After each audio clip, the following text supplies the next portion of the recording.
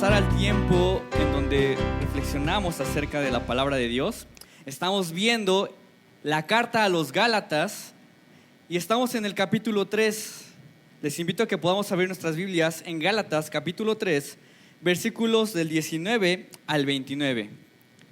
El día de hoy vamos a terminar con este capítulo, el capítulo 3 de Gálatas, la carta a los Gálatas. Hemos dicho que esta carta es la carta magna de libertad que Pablo escribe a la iglesia de los Gálatas. Y ha sido muy reconfortante ver cómo a la luz del Evangelio podemos hallar verdadera libertad. Acompáñenme a leer juntos, nuevamente repito el texto, Gálatas 3, versículos del 19 al 29. Y la palabra de Dios dice: entonces, ¿cuál era el propósito de la ley? Fue añadida por causa de las transgresiones hasta que viniera la descendencia a la cual se hizo la promesa. La ley se promulgó por medio de ángeles, por conducto de un mediador. Ahora bien, no hace falta mediador si hay una sola parte y sin embargo Dios es uno solo. Si esto es así, ¿estará la ley en contra de las promesas de Dios? De ninguna manera. Si se hubiera promulgado una ley capaz de dar vida, entonces así que la justicia se basaría en la ley. Pero la Escritura declara que todo el mundo es prisionero del pecado, para que mediante la fe en Jesucristo lo prometido se les conceda a los que creen. Antes de venir esta fe, la ley nos tenía presos, encerrados hasta que la fe se revelara. Así que la ley vino a ser nuestro guía encargado de conducirnos a Cristo, para que fuéramos justificados por la fe. Pero ahora que ha llegado la fe, ya no estamos sujetos al guía. Todos ustedes son hijos de Dios mediante la fe en Cristo Jesús, porque todos los que han sido bautizados en Cristo se han revestido de Cristo. Ya no hay judío ni griego, esclavo ni libre, hombre ni mujer, sino que todos ustedes son uno solo en Cristo Jesús. Y si ustedes pertenecen a Cristo, son la descendencia de Abraham y herederos según la promesa. Oremos, iglesia. Amado Padre Celestial, te damos muchas gracias, Señor, por este tiempo en el cual nos permites seguir reconociendo que tu palabra, tu ley, es buena para nosotros. Ayúdanos, Padre, a que por medio de tu escritura, por medio de tu palabra, podamos conocerte más, saber quién eres tú, para poder adorarte y poder ver en Jesucristo que hay libertad y que también podamos vivir estas palabras para tu gloria. Úsame como un instrumento solamente de tu gracia y que podamos ser tocados por tu Espíritu para glorificarte, para entender las maravillas de tu ley. Te lo pedimos en Jesús.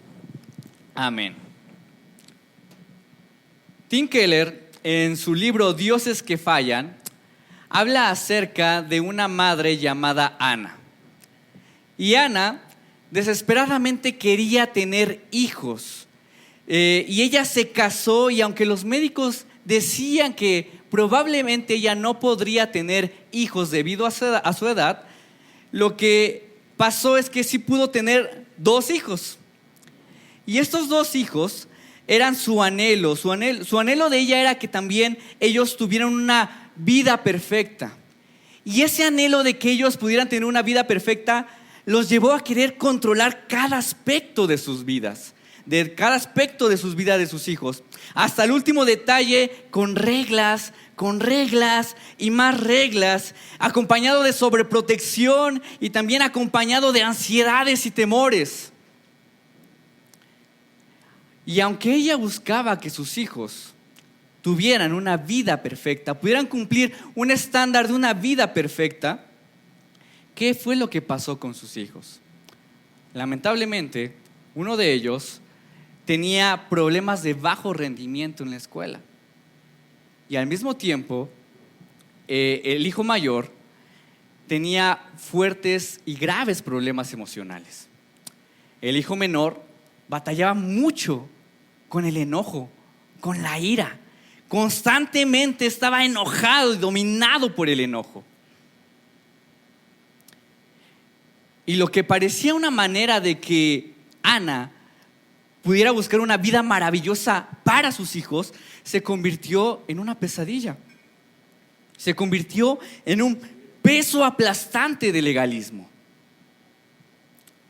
¿Qué creen que haya pasado? ¿Qué piensan? ¿Las reglas o las leyes pueden ser perjudiciales para nosotros? ¿Por qué a veces las reglas o las leyes pueden tener un efecto tan contraproducente? ¿Qué piensan? Nuestra predicación tiene por título La ley y el evangelio. La ley y el evangelio. La Biblia constantemente nos va a hablar de que la ley no es mala en sí. Tú lo vas a ver constantemente en la Biblia, que los mandatos de Dios no son malos. El problema es cuando queremos darle un uso que Dios no dio a la ley. Ese es el problema, querer darle un uso a la ley por la cual no fue creada. Y Pablo va a decir que la ley de Dios sí es importante, sus mandatos son importantes, la escritura es importante. No deberíamos rechazarla cuando conocemos el evangelio, no, pero tampoco debemos de buscar vida en la ley, propósito en la ley, satisfacción en el cumplimiento de la ley. Y es necesario conectar, por un lado, la ley y el evangelio, porque no están separadas, van conectadas. Pero ¿cómo? ¿Cómo podemos hacer esta alianza de una manera en que no sea perjudicial? La pregunta que vamos a contestar el día de hoy es: ¿cómo se relaciona la ley con el evangelio? ¿Cómo se relaciona la ley con el evangelio? Y lo vamos a ver a partir de 3 puntos. 1, reconociendo cuál es el propósito de la ley que Dios ha dado. 2, que vemos que la ley nos señala nuestra necesidad de un Salvador. Y 3, viendo cómo en la ley podemos ver el cumplimiento de Cristo Jesús. Veamos el primer punto, Gálatas capítulo 3, versículos 19. Entonces, ¿cuál era el propósito de la ley? Fue añadida por causa de las transgresiones hasta que viniera la descendencia a la cual se hizo la promesa. La ley se promulgó por medio de ángeles, por conducto de un mediador. Ya hemos dicho, Pablo ha estado haciendo un énfasis muy claro de que nuestra aceptación, nuestro valor delante de Dios no es por las obras, sino ¿por qué es? Por la fe. Es por medio de la fe. Él hizo todo y nosotros solo recibimos las bendiciones, solo creímos que las recibimos. Pero probablemente con Pablo en esta iglesia los amantes de la ley van a decir: bueno, entonces ¿para qué sirve la ley? ¿Ya no sirve de nada? ¿Acaso ya no es válida para nosotros si ya no vivimos por las obras? ¿Para qué sirve? Y Pablo se adelanta a esta objeción y va a decir: ¿saben qué? El propósito por el cual Dios le dio la ley a nuestros antepasados, nos ha dado la ley, es para mostrar nuestro pecado, mostrarnos lo malvados que somos. De hecho, Pablo va a hablar de esto mismo en otra carta, la carta a los Romanos, capítulo 7, versículo 7. ¿Qué concluiremos? ¿Que la ley es pecado? De ninguna manera. Sin embargo, si no fuera por la ley, no me habría dado cuenta de lo que es el pecado. Por ejemplo, nunca habría sabido yo lo que es codiciar si la ley no hubiera dicho: no codicies. Pablo dice que la ley es buena. ¿Saben por qué? Porque así podemos darnos cuenta de la realidad de nuestro pecado, ¿verdad? Sí, por ejemplo, Pablo dice: sin la ley yo no sabría qué tan codicioso puede llegar a ser mi corazón, qué tan codicioso puedo llegar a ser yo. Sin la ley no sabría qué tan perverso, qué tan idólatra puedo llegar a ser yo. Sin la ley no podría saber qué tan manipulador soy, qué tan egocéntrico, qué tan egoísta, qué tan torpe soy, como lo decíamos las sesiones anteriores, ¿recuerdas? Entonces, Pablo es muy claro: la ley fue dada para mostrarnos la naturaleza malvada y perversa que hay en nosotros. Fue dada para mostrarnos la realidad de nuestro pecado, qué tan malos y perversos somos tú y yo, hasta dónde puede llegar nuestra maldad. Para eso fue dada la ley, para que nos demos cuenta, ¿sí? Como dicen, date cuenta de esto, ¿sí? Paul Tripp, en un libro llamado Instrumentos en manos del Redentor, es para consejería cristiana. Este libro es muy bueno y Paul Tripp habla acerca de un hombre llamado Marco. Marco, su padre era un anciano activo de la iglesia, ¿sí? Y su madre también estaba muy comprometida a servir en el ministerio de la iglesia. Eran muy activos, eran un matrimonio muy unido. Marco vivió en un buen hogar, un hogar muy amoroso. E incluso también sus padres siempre le dieron una buena educación, una buena y mejor educación que muchos más. Y Marco también siempre buscaban tener sus papás con él una buena comunicación con él y sus hermanos. Era una buena familia, siempre buscaban tener buena comunicación. Pero Marco, cuando se convirtió en un adulto, su vida empezó a ser muy, muy inestable. ¿Qué pasó con Marco? Bueno, en primer lugar, él ya había tenido varios trabajos en donde él había salido de ahí porque decía que se habían intimidado sus jefes con él, porque él decía que sus jefes se intimidaron de que él sabía más que ellos. No me merecen. Y por eso se salió de sus trabajos. Ya había tenido varios. Y al mismo tiempo, Marco ya se había divorciado 2 veces. 2 veces. Decía que sus ex esposas eran débiles e incapaces de vivir con un hombre tan seguro de sí mismo como él. ¿Cuál era el problema de Marco? Él mismo. ¿Sí? Podríamos pensar, ¿y qué pasó con Marco? Porque si Marco vivió en un hogar muy bendecido donde se enseñaba la palabra, ¿por qué él responde así? Bueno, pues por su pecado. Eso es lo que nos quiere mostrar la ley. Esa es la realidad de nuestro pecado. Somos tan malvados y desagradecidos que respondemos pecaminosamente incluso ante las buenas cosas que recibimos. Que somos tan desagradecidos, respondemos pecaminosamente incluso ante las buenas cosas, ante las bendiciones de otros hacia nosotros y de Dios mismo que nos da. Los padres a veces se preguntan, ¿por qué si mi hijo tiene todo? Se le dan tantas cosas. Me responde así: porque la ley dice que es más pecador de lo que tú te imaginas, ¿sí? Es más pecador de lo que tú te has llegado a imaginar. Como padre a veces puedes llegar a pensar, ¿por qué si mi hijo le he dicho claramente lo que tiene que hacer para su bien, no lo hace? ¿Por qué si vamos a la iglesia, escucha el mensaje, va con los jóvenes? ¿O por qué si yo mismo leo con él la Biblia, por qué responde así? Porque es pecador como tú. ¿Sí? Es igual de pecador que tú. Y además, si tú piensas de esta manera, estás pensando mal. ¿Sabes por qué? Porque la ley nunca va a cambiar los corazones de los hijos o de las personas, ¿sí? Nunca le va a dar vida a tus hijos la ley. Para eso no fue creada. Solo la ley le va a mostrar lo pecador que es. Nunca lo va a cambiar. Le va a mostrar lo pecador que es. Gálatas así lo dice. Gálatas 3:21, si esto es así, ¿estará la ley en contra de las promesas de Dios? De ninguna manera. Si se hubiera promulgado una ley capaz de dar vida, entonces sí que la justicia se basaría en la ley. Cuando tú esperas que tus hijos o las personas cambien por medio de mandatos, por medio del cumplimiento de reglas, lo que estás pensando es que Dios está justificando a tu hijo por la ley, o que está justificando a las personas por la ley.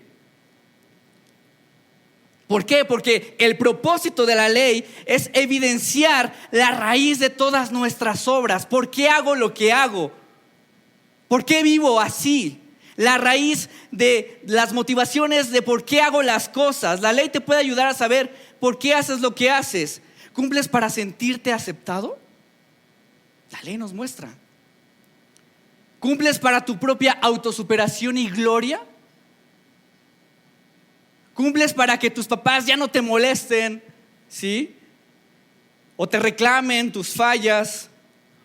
¿Cumples para que no demuestres o que las personas no vean que eres un perdedor? ¿Logras cosas para eso?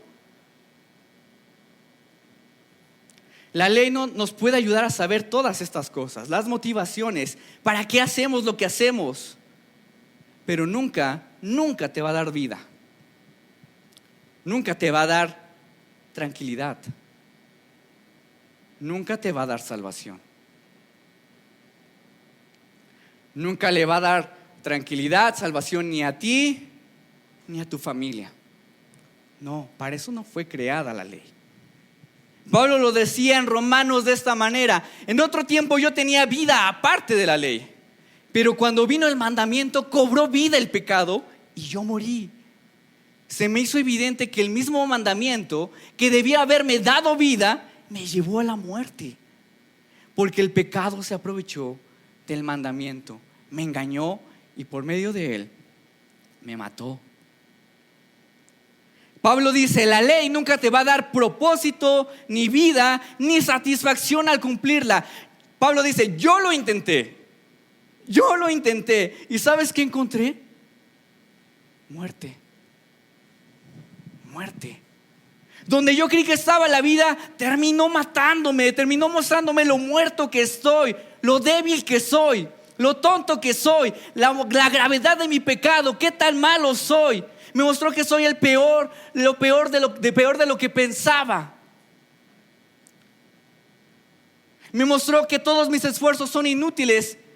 Me mostró que yo soy mi peor enemigo.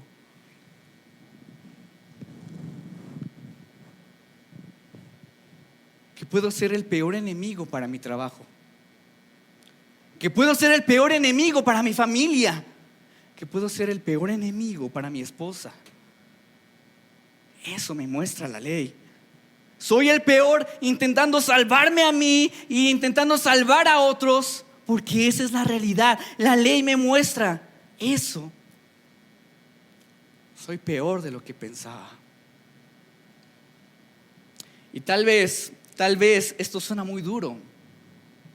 Y probablemente ahorita puedes sentirte identificado. ¿Cómo llegué a pensar esto? ¿Cómo es posible que sí puedo llegar a aplicar esto de justificarme por la ley? Y sabes, Dios quiere eso.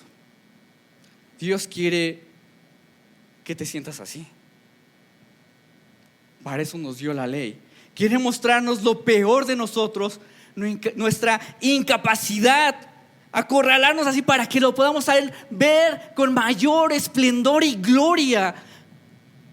Al ver nuestra necesidad, ver a Dios con mayor esplendor y gloria, porque Él es el único que puede salvarte a ti y a los demás. Y eso nos lleva al segundo punto: la necesidad de un Salvador. Gálatas capítulo 3 versículos del 22 al 23. Pero la Escritura declara que todo el mundo es prisionero del pecado, para que mediante la fe en Jesucristo lo prometido se les conceda a los que creen. Antes de venir esta fe, la ley nos tenía presos, encerrados, hasta que la fe se revelara.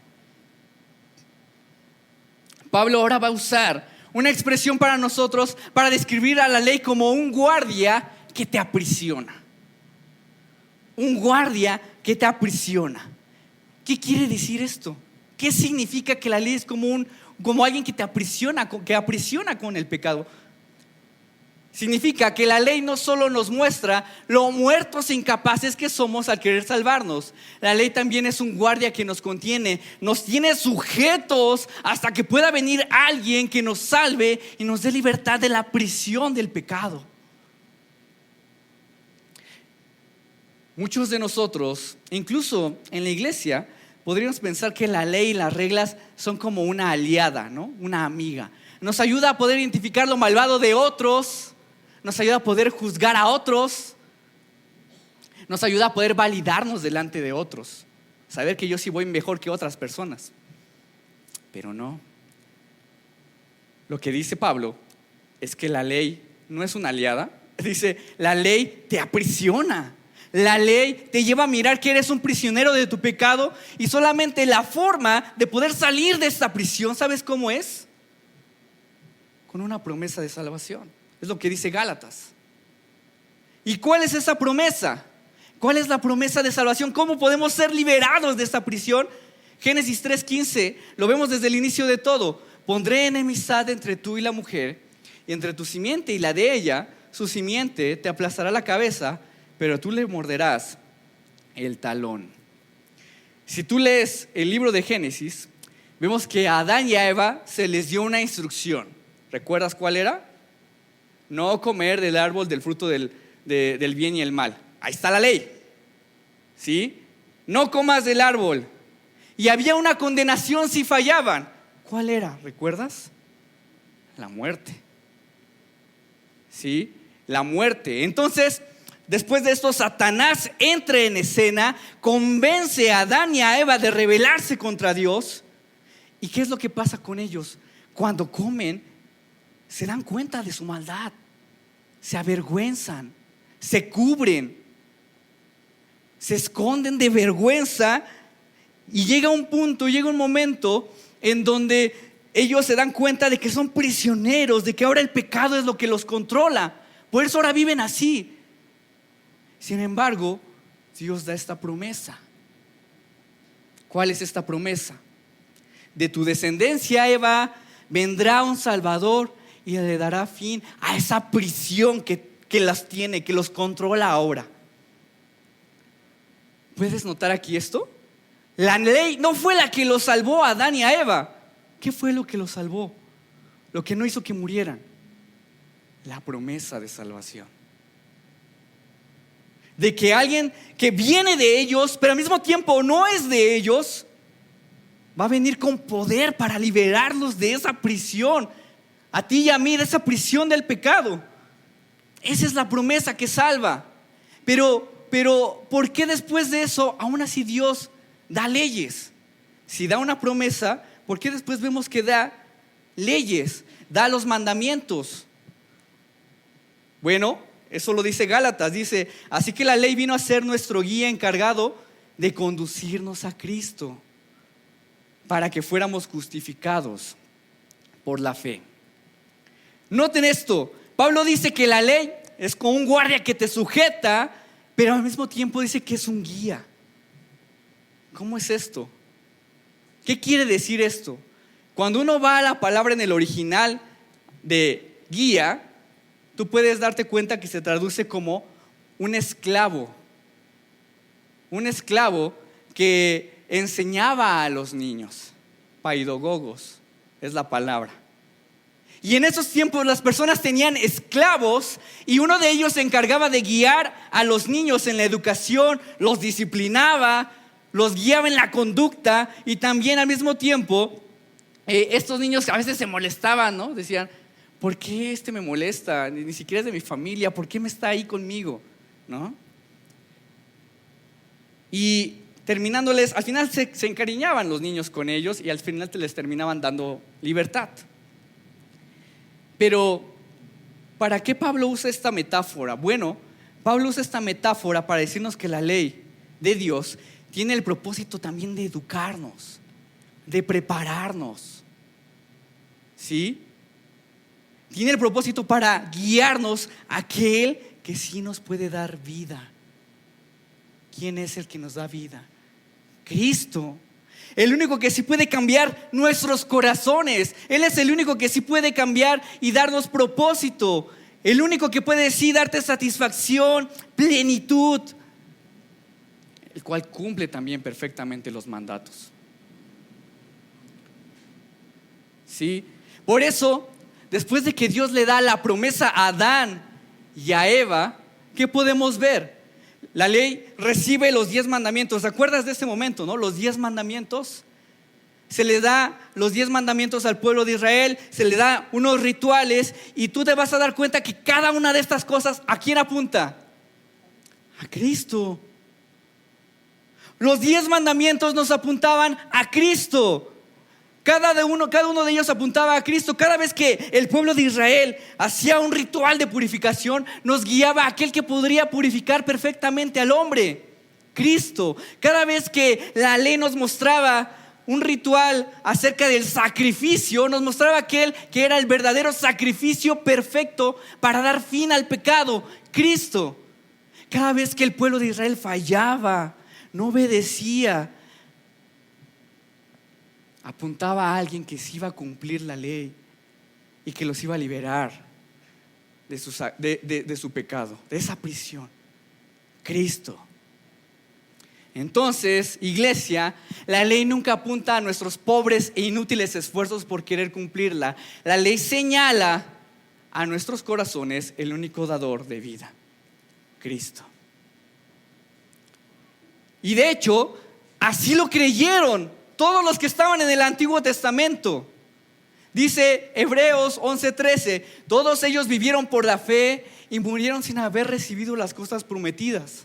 Más bien, las reconocieron a lo lejos y confesaron que eran extranjeros y peregrinos en la tierra. No sé si tú has escuchado la idea de que en el Antiguo Testamento las personas se salvaban cumpliendo la ley del Antiguo Testamento. ¿Sí? Y sabes, esto es una mentira. Nadie en la historia de la humanidad se ha salvado por cumplir leyes.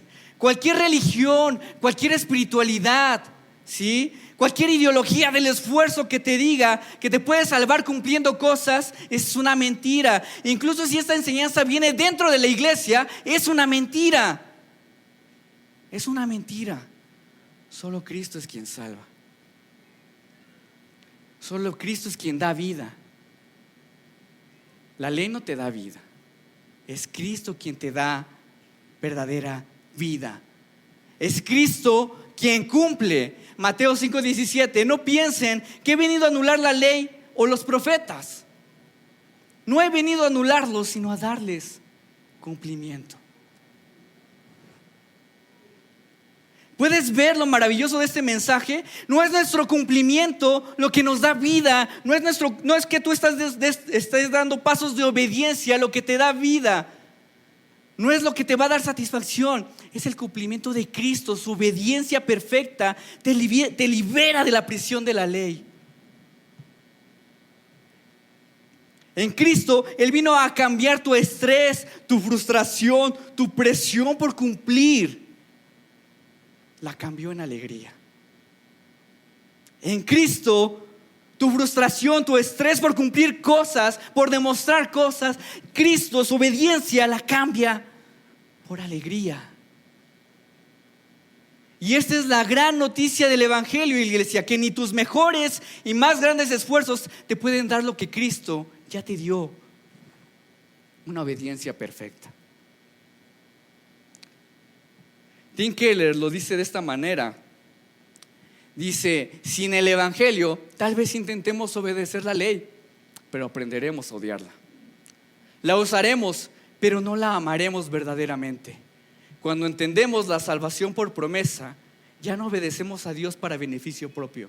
Más bien ahora obedecemos a Dios por amor a Él, usando el contenido de la ley para complacer y agradar a nuestro Padre.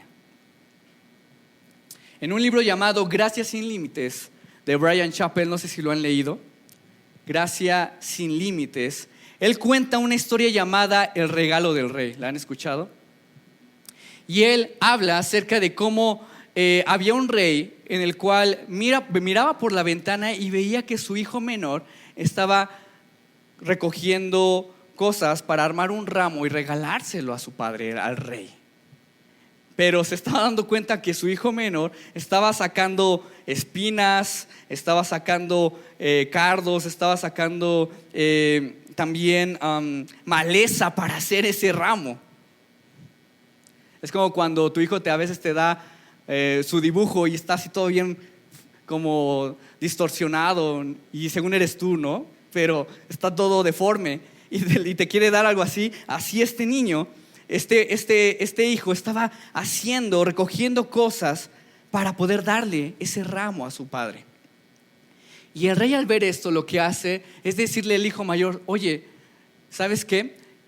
Agarra de las flores que yo he plantado, estas flores hermosas que yo he plantado, toma de esas, y cuando venga el hijo menor, las cambias. ¿Sí? Y el hijo mayor obedeció, y cuando el hijo menor llegó delante del trono, lo que hizo el hijo mayor es quitar rápidamente las malezas, las espinas del ramo, y las reemplazó con las flores del jardín del rey. Con una sonrisa, el hijo menor llega con su padre y le dice: padre, este es un hermoso ramo que traje para ti, tómalo. Y se lo dio. Pero solo después entendería que ese ramo que él dio es gracias a la bondadosa provisión de su padre. Y también gracias a la obediencia de ese hijo mayor. Nosotros somos como ese hijo menor que entrega obras defectuosas. Cumplimos bien defectuosamente, pero gracias a Cristo es que tus obras cambian. Gracias a Cristo es que de esas obras defectuosas, ahora nuestra obediencia cambia y es aceptable. Solo así, en Cristo, nuestras obras pueden ser agradables, aceptables delante del Padre. Tú no puedes agregar nada a tu obediencia.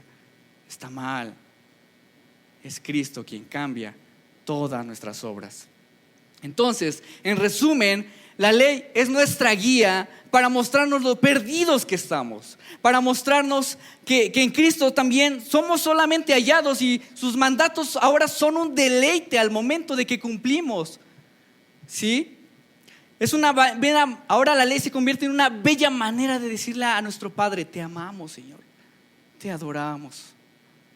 No es un peso aplastante del legalismo. Pero Pablo no termina aquí. Él quiere dejar muy en claro que el impulso de nuestra obediencia debe estar bien, pero bien marcada en nuestra identidad. Si no tienes bien clara tu identidad, nuevamente la obediencia va a ser un peso aplastante. Punto 3, cumplimiento en Cristo. Gálatas 3, 26 al 27. Todos ustedes son hijos de Dios mediante la fe en Cristo, porque todos los que han sido bautizados en Cristo se han revestido de Cristo. Es interesante ver que después de esto, después de que Pablo da el propósito de la ley y cómo esta nos guía, empieza a hablar de nuestra identidad, algo que ya sabemos.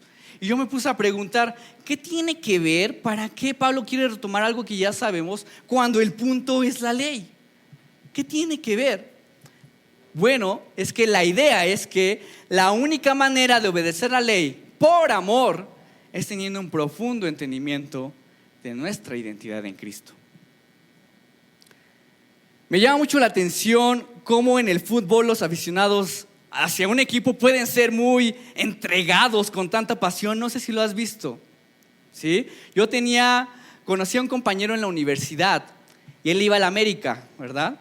Y él, cuando jugaba el América, no importa si era ir a Monterrey, ir a Querétaro, ir a Tijuana, arreglaba todo, planeaba todo y se iba con amigos, se iba. ¿Sí? Nadie lo obligaba, nadie le decía qué hacer. Él se iba con gusto y con deleite y no decía: qué flojera ir a Tijuana, qué flojera ir a Monterrey, qué flojera ir a Querétaro, y qué va a pasar con mi trabajo, y qué va a pasar con esto. Se iba con gusto, con mucho deleite. ¿Sabes por qué? Porque lo que impulsaba a este compañero es que el equipo se había convertido en parte de él. Era su identidad, ¿sí? Era parte de su identidad. Y Pablo aquí también le muestra algo parecido a los creyentes. Sean impulsados en esta nueva vida por lo que ya son en Cristo, ¿sí? Sean impulsados en esta nueva vida no en cumplir por cumplir, porque yo se los digo, sino por lo que ya son en Cristo. Que le sigan por lo que ya son. ¿Y qué son? Revestidos de Cristo. Es decir, no revestido del mejor empleado del mes, no revestido de el más cumplido, no revestido del más responsable, no revestido del mejor padre, no revestido de el mejor estudiante, revestidos de Cristo. ¿Por qué? ¿Qué pasaría si perdieras todas estas identidades que has construido a lo largo de todos estos años? ¿Qué pasaría si las perdieras? Te quedarías desnudo. Y te ha pasado cuando fallas en estas cosas. Te da vergüenza, te da culpa, te da tristeza. Te quedas desnudo, te frustras, te estresas nuevamente por el cumplir. Y tu cumplimiento de pasar a Cristo se vuelve ahora una carga. Pero si Cristo es tu vestimenta, no te quedas desnudo. Si Cristo es tu vestimenta, no hay por qué avergonzarse. Estás vestido de la mejor vestimenta. Es la justicia de Dios, la justicia de Cristo, la obra perfecta de Cristo. Dios te da una mejor y más grande vestimenta: su vida perfecta. Identidad antes que obras. Identidad quita toda idea de obras.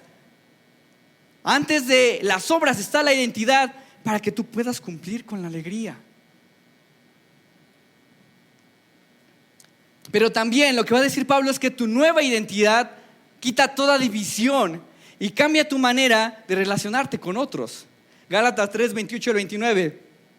Ya no hay judío ni griego, esclavo ni libre, hombre ni mujer, sino que todos ustedes son uno solo en Cristo. Y ustedes pertenecen a Cristo, son la descendencia de Abraham y herederos según la promesa. Estas palabras ciertamente son un escándalo para la iglesia de los Gálatas.